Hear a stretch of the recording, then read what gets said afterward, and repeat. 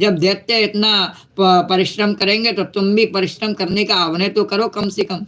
परंतु उससे विमुख होने के कारण और दैत्यों ने भगवान की शरणागति तो ली नहीं और खाली परिश्रम गधों जैसा करने लगे, तो उससे विमुख होने के कारण परिश्रम करने पर भी असुरगण अमृत से वंचित ही रहे। और विशेषकर बात क्या है, भगवान कह रहे थे कि उन्होंने उस कार्य को स्वार्थ से, लालच के कारण से किया था कि हमें अमृत प्राप्त हो जाएगा, इसलिए उन्होंने उस कार्य को किया, जबकि देवताओं ने भगवान की आज्ञा मान करके इस कार्य को किया। तो दोनों की विचारों में अंतर था, इस कारण से उनके फल में भेद हो गया।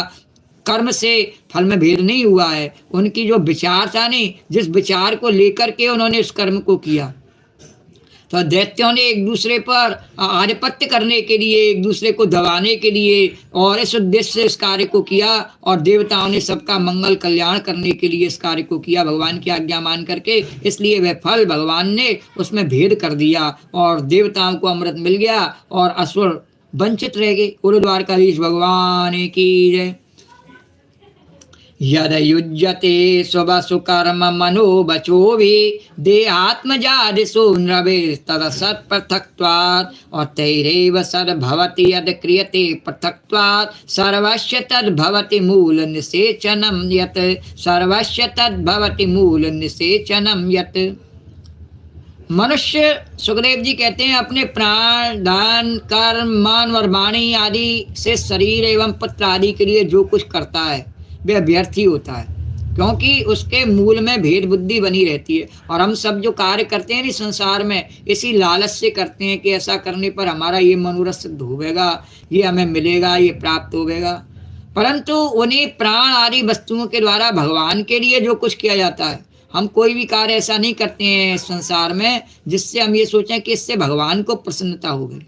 अगर कथा भी पढ़नी हो नहीं तो इसलिए पढ़ते हैं कि कहीं जहाँ में किसी को सुना में कहीं से दक्षिणा दान मिले, परिवार का पालन हो तो कथा करें, और नहीं तो घर में बैठ करके उपन्यास पढ़ें, रेसलिंग देखें, बढ़िया। हाँ, ऐसे विद्वानों को हमने देखा है कि जो घर में बैठ करके उपन्यास पढ़ते हैं और रेसलिंग देखते रहते हैं WWF की, और बोले कि जब कोई जजमान आवे कथा कराने के लिए तो कथा करने जाते हैं। गुरुद्वारकाधीश भगवान की, नहीं तो क्या लेना देना भागवत और रामायण से, हमें तो अपना खाना पीना और सोना वही अच्छा लगता है।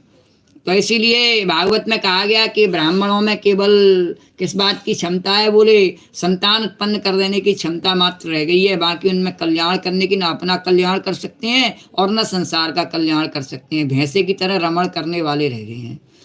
तो बोले कि सब भेदभाव, बोले वह व्यर्थ ही होता है। मनुष्य अपने प्राण, धन, कर्म, मन व वाणी आदि से शरीर एवं पुत्र आदि के लिए जो कुछ करता है वह व्यर्थ ही होता है, क्योंकि उसके मूल में भेद बुद्धि बनी रहती है।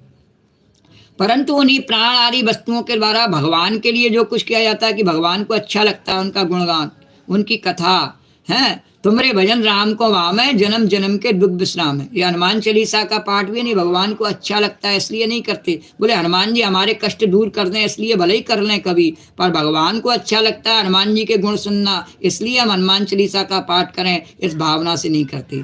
तो वह सब भेदभाव से रहित होने के कारण अपने शरीर, पुत्र और समस्त संसार के लिए सफल हो जाता है, जो भगवान की प्रसन्नता के लिए और सत्कार्य करता है।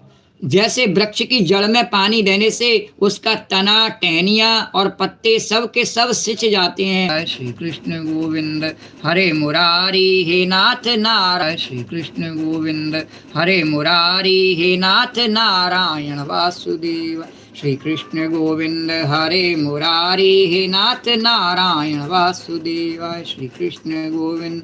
इति श्रीमद्भागवते महापुराणे पारमहंस्यां संहितायां अष्टमस्कन्धे अमृतमथने नाम नवमोऽध्याय।